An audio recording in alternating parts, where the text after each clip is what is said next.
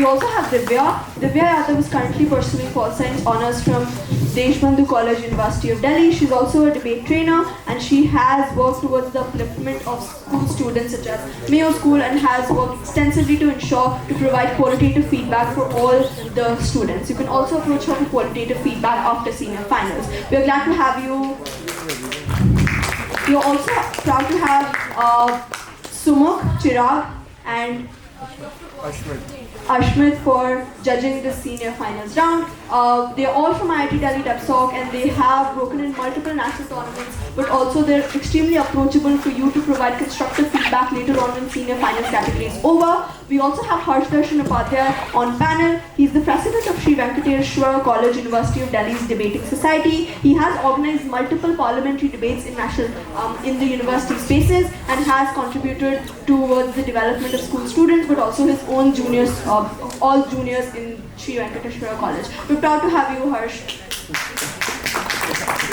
With the panel being as follows, we will now be starting the senior finals. All the best to all the teams. A couple of ground rules. First, to ensure minimum movement, we request all the spectators and audience members to ensure complete silence. But if you want to exit the seminar hall, just do it after the speech has ended of a particular speaker, because we never want to distract them.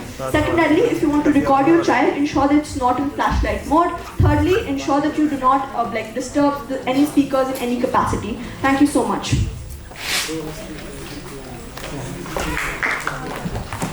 Hello everyone, congratulations on reaching finals. We will just start whenever first speaker of proposition is ready. Few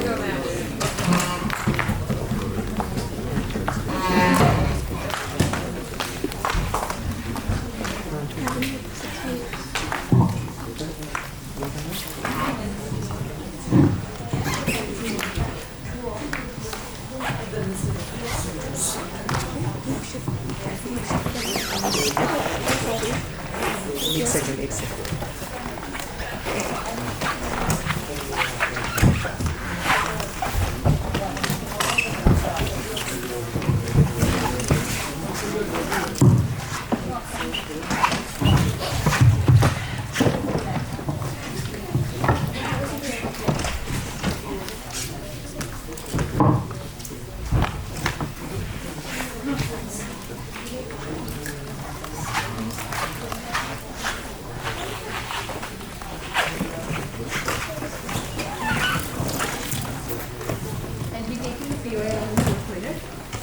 starting in a cell count of 3, 2, 1.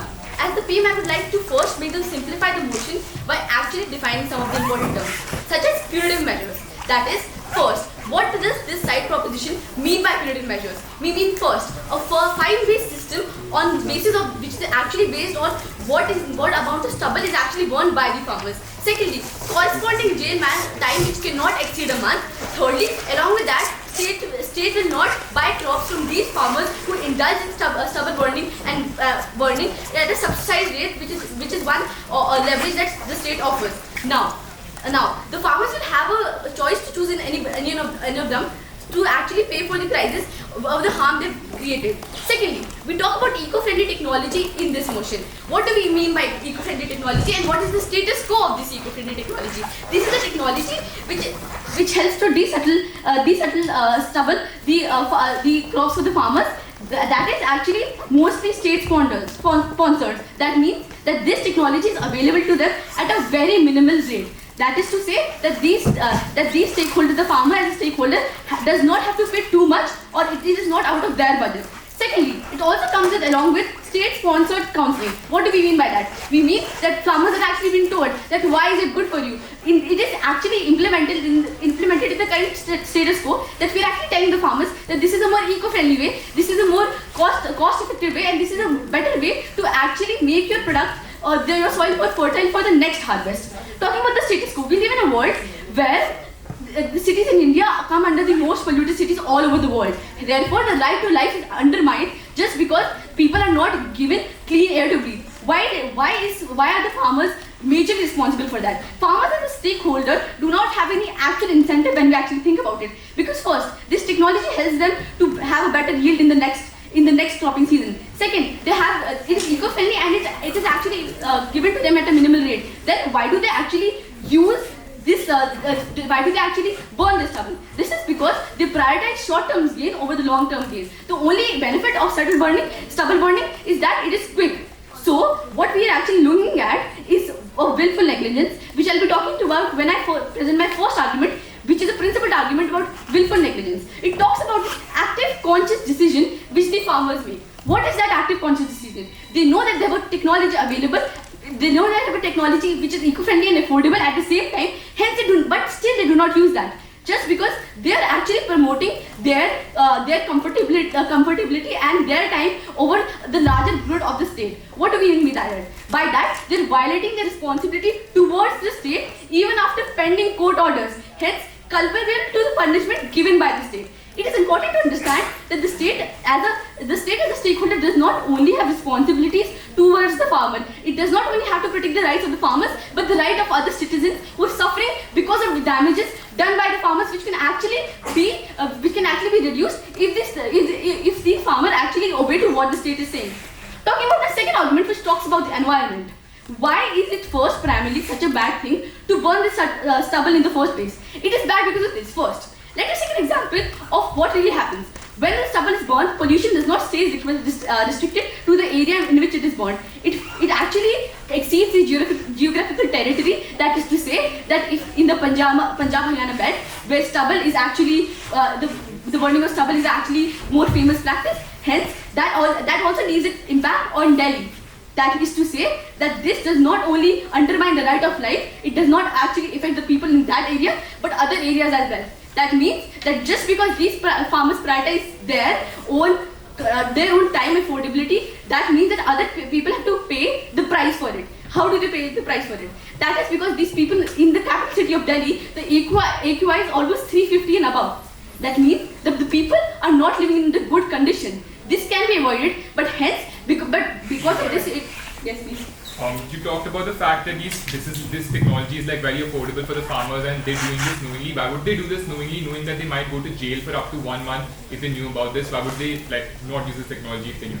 That is something I've already mentioned in my stakeholder incentive. They only do this because it is convenient as per time. That is, it is not very costly. They don't have to actually indulge in any major cost. It is not that it is out of their budget, but it is just that stubble burning happens at a very quick rate. So just in order to save time, we're actually compromising the life of so many people. What are the impacts of stubble burning which we see? In metro cities or in cities which they actually leave a huge impact, this is actually something like this. People spend on more healthcare because these people actually develop respiratory problems. That is not good for the citizens of India in the long run. Hence, the state as a stakeholder has to fulfill their obligation as to the stakeholders which are involved, such as the other members. Talking about how this is not good because of the precedent we set in the society. That is to say, when these group of farmers who actually burn their stubble are not punished, then other farmer sees the message that okay, even if the state is actually giving pending court orders, even if the state is enforcing something, if we do not do it, then there is no backlashes of it. Therefore, they would actually choose, due to cognitive biases, they will actually choose a more convenient option according to them. But we have to understand this convenient option because of the farmers is not convenient for everyone else who are actually facing the backlashes of these. Now, technologically speaking, I'll take it here if there is anyone else continue. Protected. Okay. Concluding by saying this, we actually proved to you how principally this is wrong because of willful negligence. We told you how this is by the incentive of farmers' life because of the cognitive bias where they actually prioritize short-term gains over long-term gains, and how this should be actually condemned about. Hence, punitive measures should be actually be applied. Now, my second speaker is going to come and tell how this actually affects.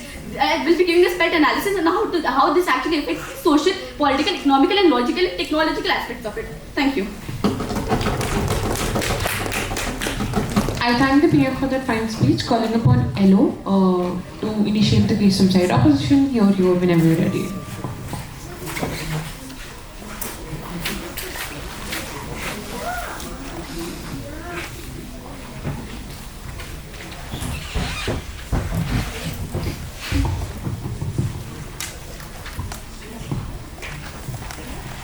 Just give seconds to click my point.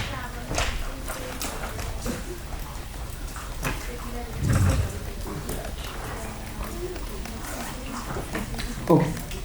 I'm starting my debate in 3, 2, 1, and go. Good afternoon, everyone.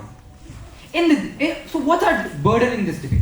Our burden on opposing punitive measures against farmers for stubble burning is to convincingly argue against the effectiveness of imposing penalties.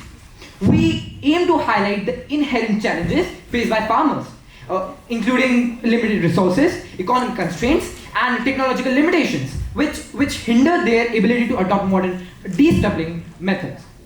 Now, in today's world, what the farmers looks like? Farmers today are more likely to have vulnerable conditions because they are living in rural areas where day-to-day problems are, for example, water shortage and etc. etc. Plus, if the weather is not very good, they are more likely to face worse conditions. Instead of punitive measures, we want positive reinforcement. We want incentives to do things in a certain way. For example, give subsidies for sustainable methods. Bearing that in mind, just two things in this speech. The first thing, punishing will lead to a more worse condition on farmers. And second, ineffective enforced punitive will be very difficult and not effective.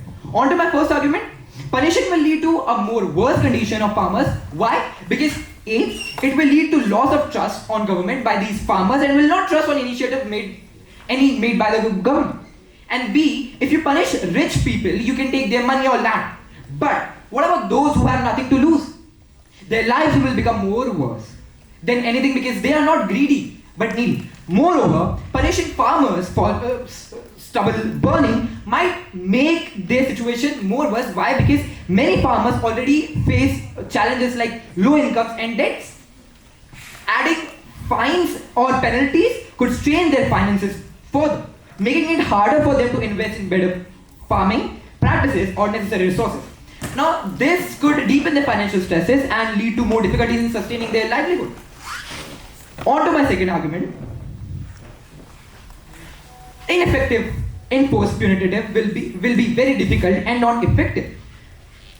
Why? Because punitive measures like fines or penalties might not work effectively when it comes to stubble burning by farmers. One reason could be the mindset. Many farmers might not know about the harmful effects of stubble burning or might not have access to better methods. Their traditions and practices might not align with new rules immediately. Moreover, there could be a lack of education or informative alternative methods. So even if there are punishments in place, making sure everyone follows. No, thank you. So even if there are punishments in place, making sure everyone follows them can be very difficult. So yeah, thank you.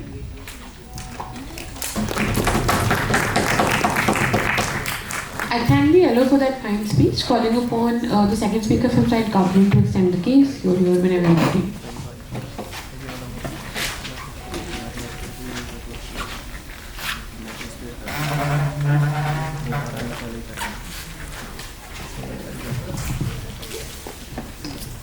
Am I clearly audible and visible? Right. I'll start.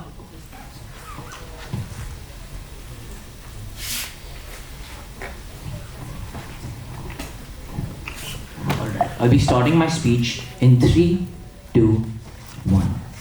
And what side opposition has to note in this debate is the fact that this is not just about a few farmers, this is about the country. This is about the fact that when I go outside right now, I can barely breathe because of the pollution. This is about the fact that the AQI is soaring above 400, 500, 600. This is about the fact that it's not just about farmers, it's about the whole of India. It's about the billions of people who are suffering from an oppressive world in which they can't even breathe clean air, in which they're literally relocating states or even countries just have access to clean air. That is the world we live in. That is the context of this debate. debate. It's not about some utopian Sweden where the air quality is fine, this is a small issue. It's about a world in which stubble burning and stubble farming is uniquely responsible for a huge amount of environmental degradation, of pollution, which harms a lot of people, not only just in Haryana and Punjab, but in states which have recently begun to lower their usage of the stubble burning, like Delhi, etc. Right? So first, I'll start off with some rebuttals. The first thing they talk about is how the farmers are hindered by like technology and economics. We flat out tell you that's not true, right? Because the motion clearly states that the governments are giving this finance, they're giving this technology, they're giving this awareness camps, they're giving the economical incentives that allow farmers to pursue this.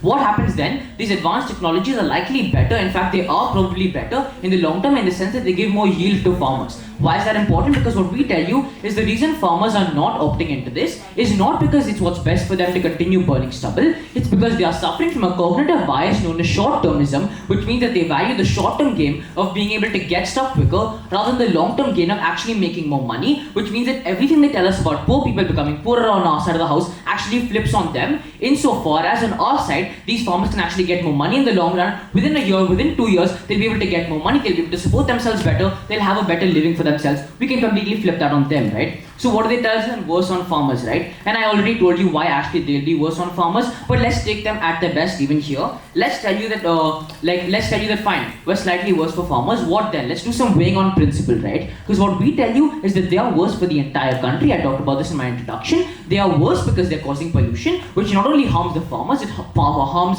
third-party stakeholders. We tell you these third-party stakeholders are more vulnerable because they've not committed an action which warrants them suffering from this. The state has an obligation to everybody. It's not just about the state having an obligation to farmers, it's about the fact that the state has an obligation to the billions of people who are now suffering because they have to breathe polluted air through no fault of their own except living in this country, which is completely arbitrary in the first place, right? So what do we tell you then? That on wing, we're simply better because we are able to definitely protect a part of society that is not culpable. What we do is we punish a part that is culpable, and we think that in the long term we will be able to help them. This is not just going to be punitive. We think that rehabilitative measures can also take place. What we're talking about in this debate is the fact that there are punitive measures, is the fact that we do have these fines, this jail time, etc. Right? So one more thing on like why protesting, etc. is not going to be likely, right? Because that's realistically the only binary here. The only way they can tell us now that punitive measures aren't going to be effective, aside from implementation, which we simply don't think makes sense, because the government has a really great incentive to implement this insofar as people are dying, insofar as the government has shown time and again how much they care about pollution. We think they're going to take steps to make sure they implement this, right? Let's talk a bit about protests and why that's not going to matter. Firstly, it's not going to be likely that protests do happen because of A, awareness camps, B, because it's not that important of an issue. This is just a matter of farmers doing what's more convenient for them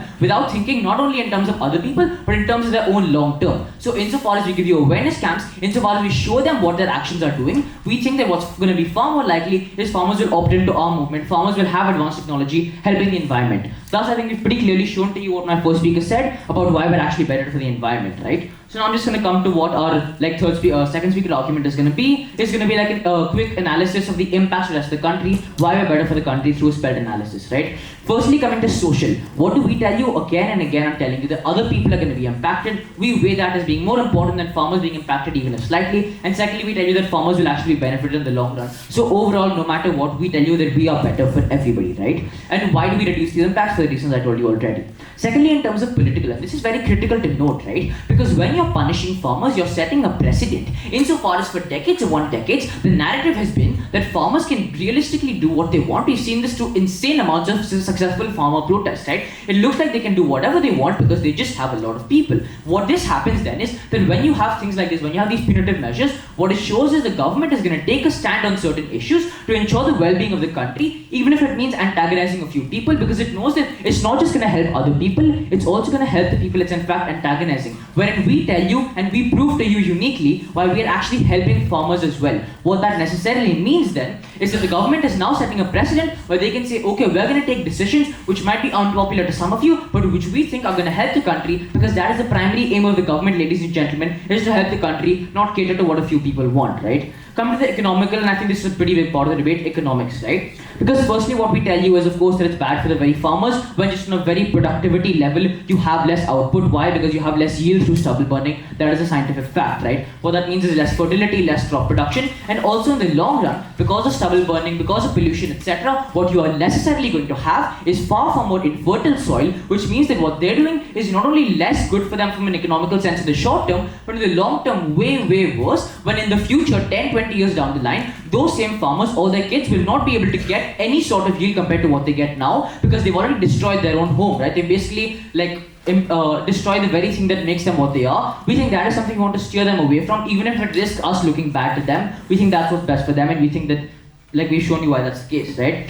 Secondly, in economics, I want to talk about like costs, right? Because what happens when you have high pollution, you have things like increased healthcare costs, which means a lot of money being spent from the government side, and you also have reduced productivity. What does this look like when people are less productive because they're currently suffering from ailments, from asthma attacks, etc., when they literally can't breathe, and everything they're going to be far less productive, especially outside in the field in manual labor, etc., right? And lastly, on technological, we tell you that the government is going to have less of an incentive to actually take options towards more innovative methods. We tell you on our side of the house, we get better innovation. The reason for that is it was showing that we actually support current innovation, meaning future innovation is more likely. For these reasons and so many more, so proud to propose. I thank the DPM for the fine speech, calling upon DLO to exercise opposition. Here, whenever you're ready.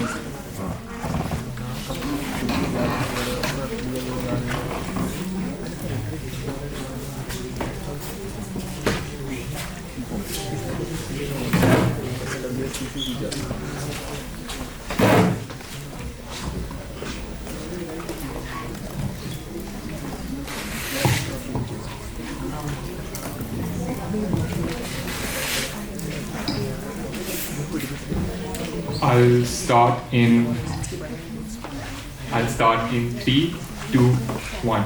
Proposition talks about the fact that the most important thing is not these farmers, the most important thing is the health of the country. Couple of things. One, proposition here is literally talking about punching down on quite literally the most vulnerable population, the most vulnerable group in this entire debate, which are these farmers that we characterized for you in our first speech about how like they're extremely poor. These farmers probably don't have access to like the most basic technologies, let alone modern technologies, which is the reason they're burning the stubble in the first place. Our burden in this debate is to prove to you why these punitive measures are A, going to be ineffective, or B, even if they're really effective in like curbing the problems, why it's principally wrong. I'm going to do those two things in our speech. But first, a couple of clarifications. Firstly, all of the things that they tell you about the benefits of counseling, technology, etc., are not mutually exclusive. We have those things on our side of the house as well. But what we tell you is that they're not very accessible, and I'll talk about this in my principle as well. What we tell you we should do instead of punishing them, is work on a system of positive reinforcement, right?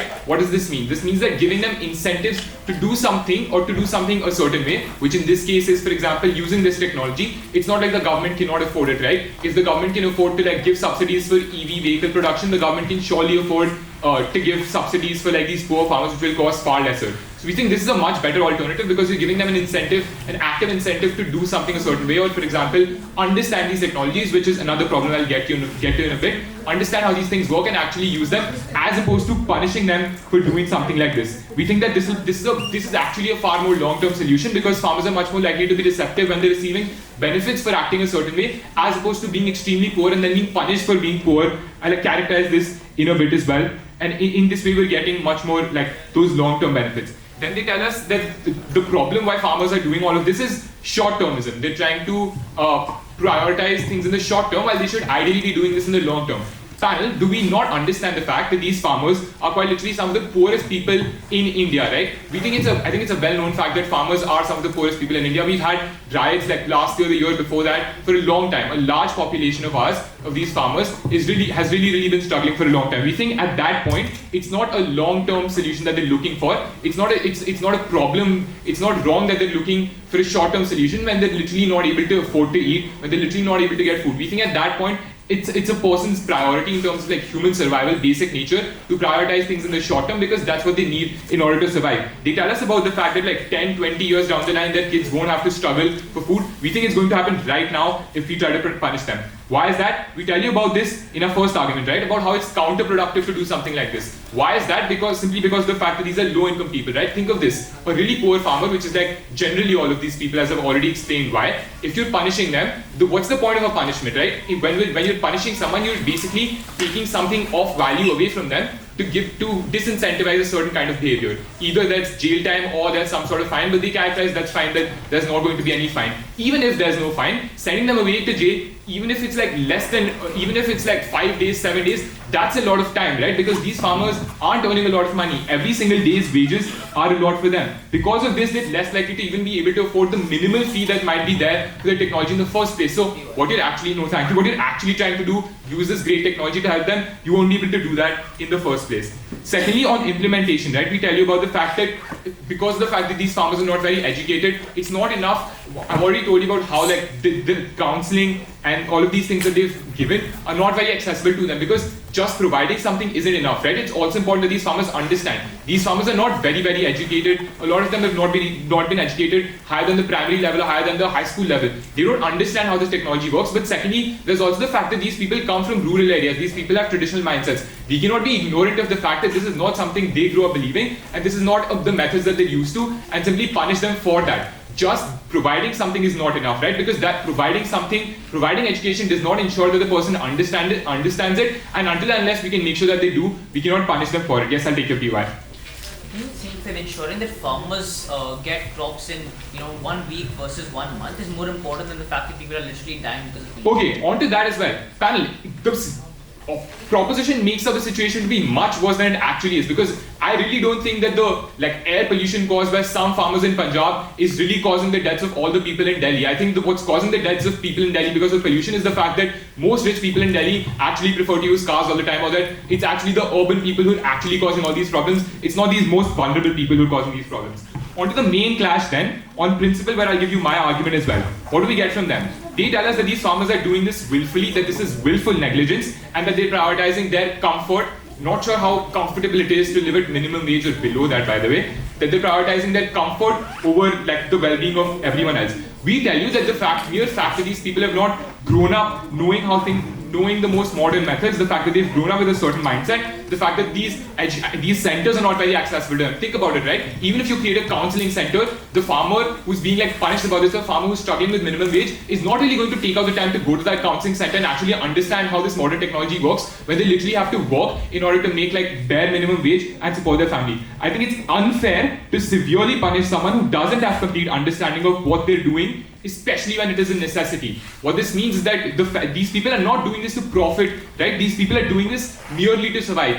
At the point of which, because of the fact that they don't completely understand, or even if they did understand that this is something that's incredibly wrong, we think on our side, the model that we give you in terms of positive reinforcement is a much better way to actually teach them to use better technologies, as opposed to what they're saying. Because we think that overall, farmers are the most vulnerable actors in society, and on our side, not only are we better for them, but eventually in the long term, by having them use those technologies, we're better for all the benefits they give you about society as well. Very proud to oppose.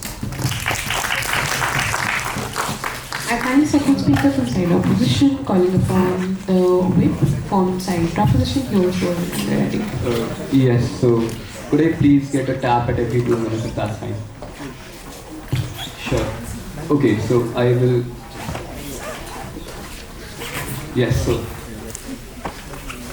I will be starting on the self count of 3, 2, 1. Okay, so what's the story which has been put by the opposition is that punitive measures are essentially not going to be good. They are going to prove to be detrimental to our farmers.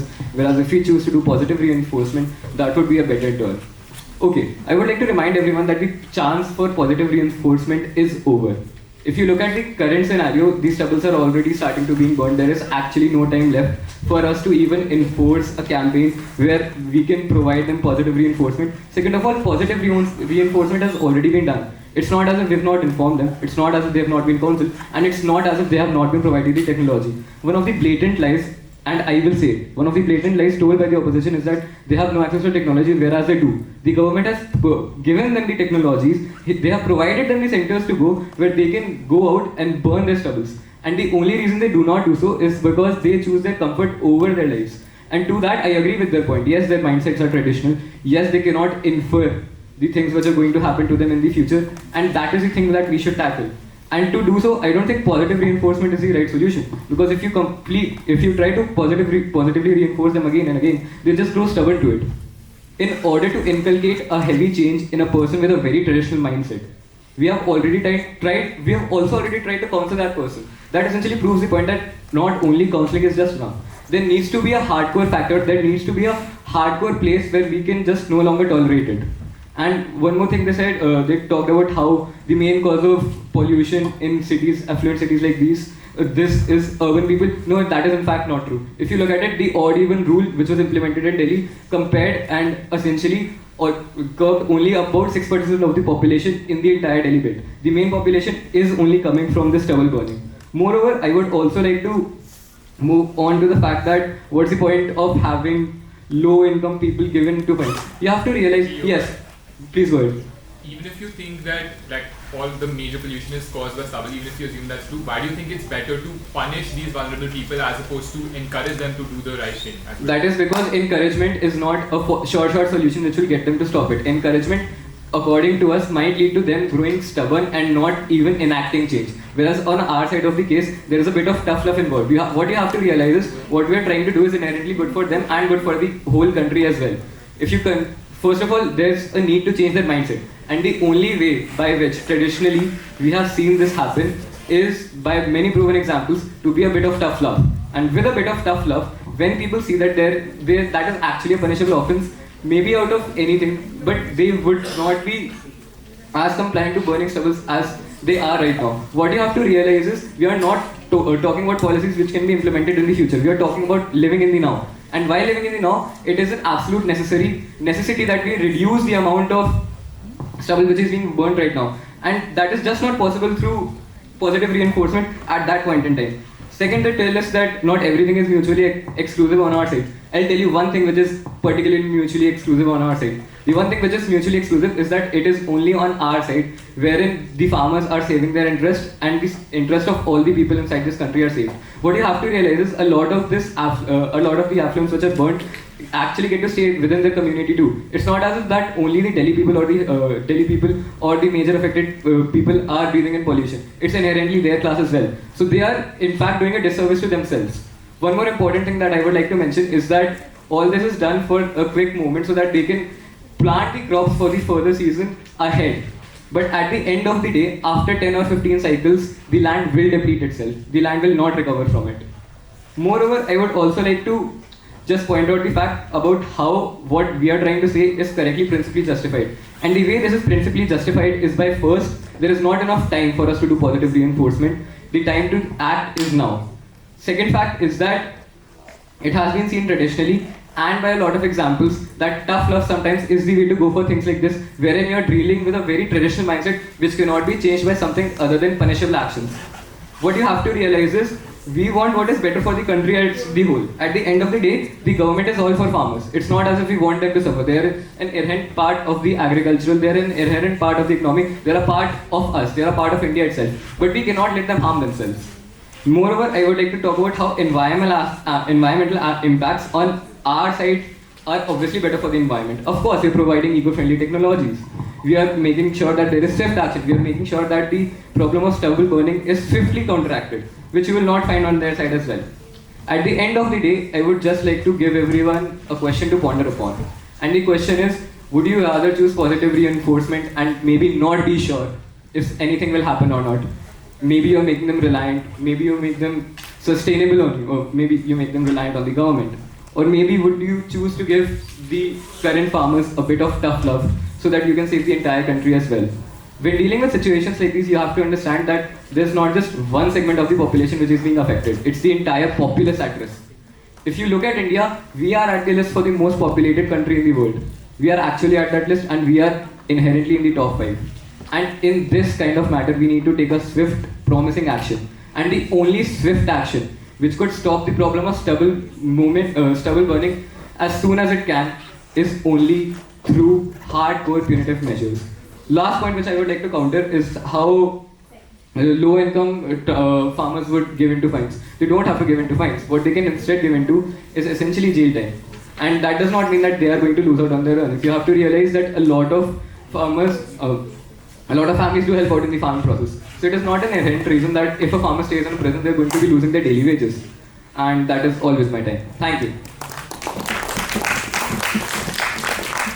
I thank Gavya for the very fine speech, calling upon the last speaker from side opposition. Here you go whenever you're ready.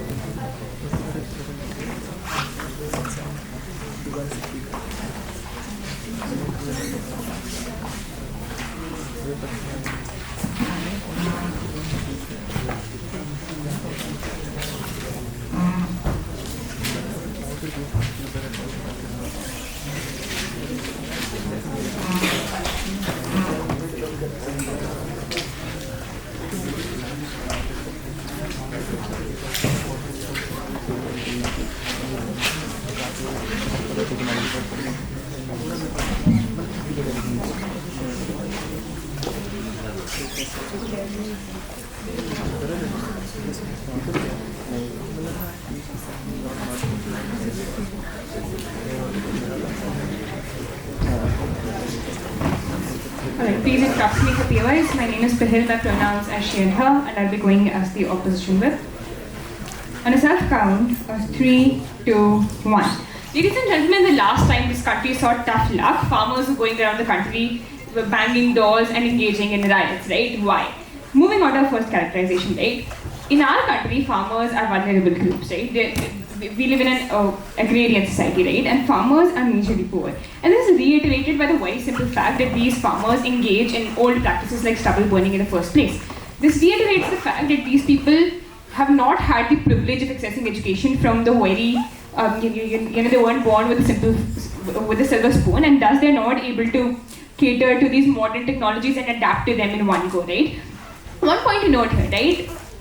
Given the fact that it's an agrarian country, you have farmers go together, right? You have this collective identity, right? You cannot expect these farmers to move from what they have been practicing for years and then suddenly expect them to move and adapt to modern technologies, right? That's just a baseline assumption that the proposition has to be talking about. Two clashes in this debate, right? In the first clash is that are punishments effective at all? And B, why is it principally wrong to go for punitive measures even if they are effective? Moving on to the first clash then, right? They talk about how this is a short-term solution and not long-term solutions. Basic background here, right? When you talk about punishments, right?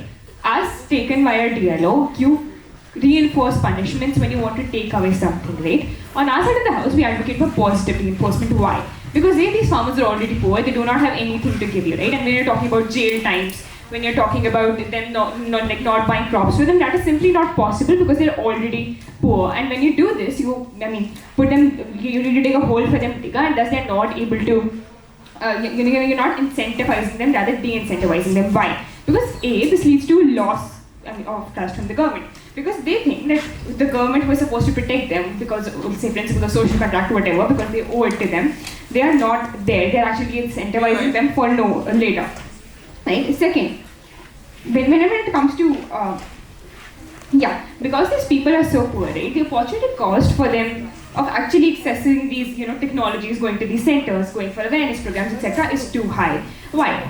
Think about the fact why they're not educated in the first place, right? Could they gain education, they would have gone to schools, right? But they can't because a single day's wage is more important to them, for them. They cannot afford to leave their farm for a day and then go on for days and then just go there. I'll take the POI now. Yeah. Do you feel that it is fair that some of the poorest people in India could could be allowed to affect the entire population? See, that is the point, right? This is where they lose this debate because they think that farmers in their entirety are possible for things like healthcare issues, pollution, etc., right?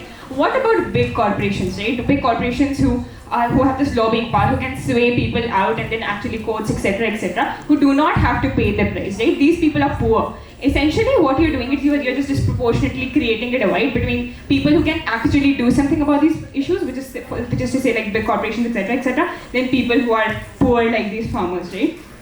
Now, moving on, right? When they say that these people are, what are you going to weigh more? Are you going to weigh the health of the whole country? Or are you going to weigh the health of just these, the farmers? Because the government has a responsibility to both. You see, it is very, very simple that if farmers do not exist, we are talking about the worst case scenario here, that they are going to sell out their land, they are not going to have anything in their mind, they just get poorer and poorer, which I've talked about before.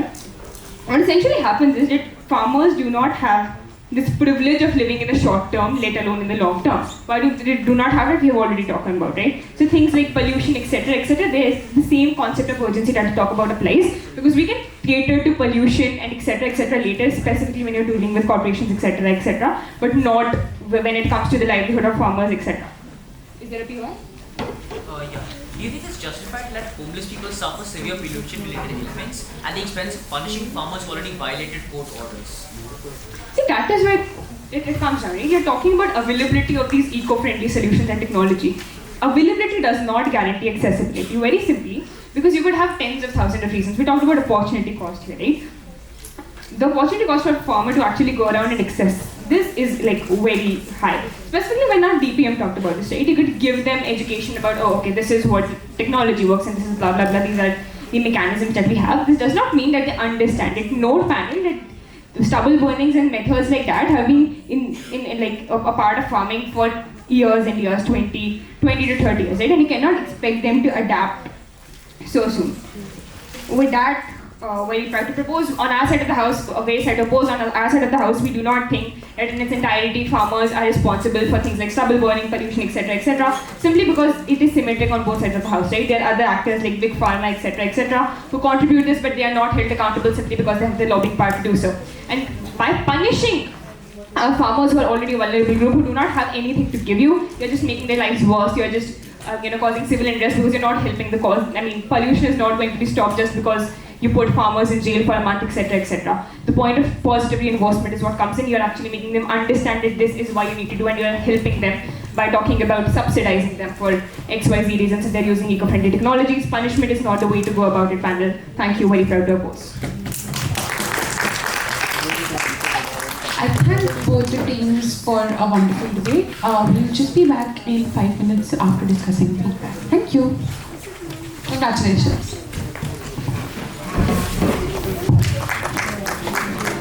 Okay, we'll take the popular vote on who the audience thinks won the round. So just please stay.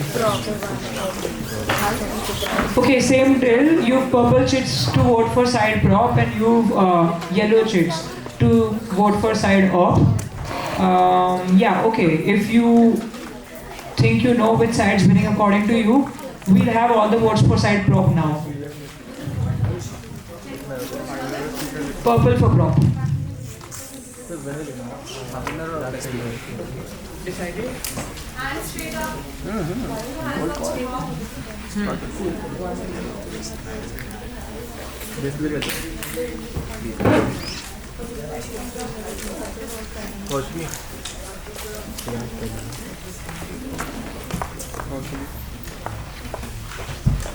Sixteen. 16 people for prop. How many for op? Yeah, yellow.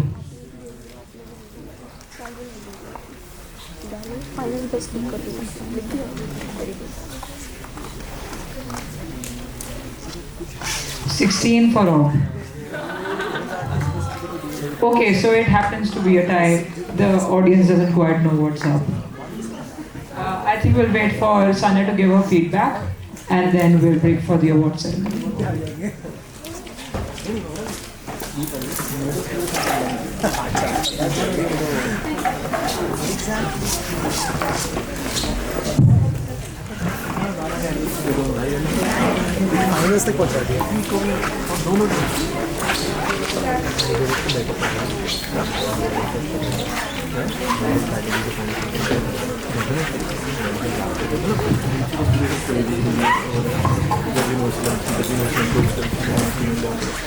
Hi everyone, I'm sure everybody's very tired after so many rounds, but I just want to take some time and congratulate both the teams for reaching here. I think it's really big. And the cases that both the teams put forward were honestly very, very nice. In terms of feedback, I think this debate was, for me, basically harms versus benefit debate, wherein you tell me what is the benefit of going ahead and using punitive measures as a tactic to, let's say, go ahead and then convince farmers to not use stubble burning, versus going ahead and then telling me why punitive measures don't really work. I think in this debate, there is, since this house believes that motion, it's a principal motion, there is no need for a counterfactual essentially to exist, which is to say, in terms of another approach existing, it's not necessary for like another model or a counterfactual to exist. I think the debate usually revolves around farmers and the social group, and I think this is a very big clash in terms of how do you see farmers. Government talks about the fact that since governments have gone ahead and made so many things accessible to these farmers, there's a need for them to hold, there's a need for us to hold farmers as a social group accountable because of the fact that on principle that they're going ahead and affecting the sovereign right of so many people, which is to say that if I am burdening a particular thing, I am basically living my life, but I'm impacting somebody else's right to live, right? Because this is the principal justification that Gov gives me. But what does Op tell me? Op tells me that socio-culturally speaking, these people haven't had access, right? Which is to say, formal education for that matter, or for that matter, privilege in and of itself to educate or gain access, or even if you have access to know whether what that access does is something that these farmers since because of the fact that they are so vulnerable haven't had access to adapt or know the technical know-how of how these machines work, and there is not enough incentive because most of these people are essentially short-termists. I think one thing that both sides could expand a little better on is why is in terms of even being short-sighted, why is that such a bad or a good thing? Even if I am a person who goes ahead and then thinks of tomorrow rather than my entire life, why is that bad or why is that good? Because I think one contestation throughout the debate was also the fact that, oh, these people are very short-sighted and they don't really estimate what's going to happen 1 year after. But number one, why is it my responsibility? I think to tell people or to make it clear, why is it something that I should be held accountable for? It should not be a given that it's good to be thinking about the future, right? Why is it a good thing or a bad thing? But also secondly, in terms of the right, my right affects when my right affects the other person's right.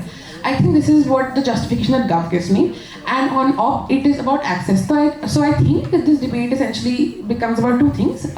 What is the harm of going ahead and punishing these vulnerable groups?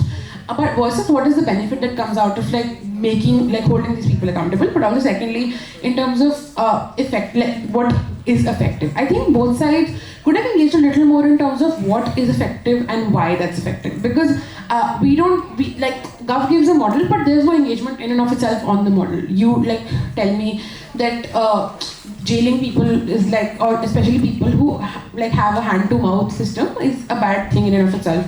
Sure. But then, but does that mean that we should not arrest any person who's marginalized? Just questions to be answered. But also on Gov, I think the question that should have also been answered is that why is punitive the best measure to go ahead and do it at a point in time where you have other measures that also opposition talks about? So I think in terms of method of treating or handling farmers as a social group and what you do when they go ahead and evade this law for that matter after multiple attempts, what is the good thing that comes out, what is the best strategy to go ahead and why is that the best strategy? I think in terms of a little more engagement from both strategies,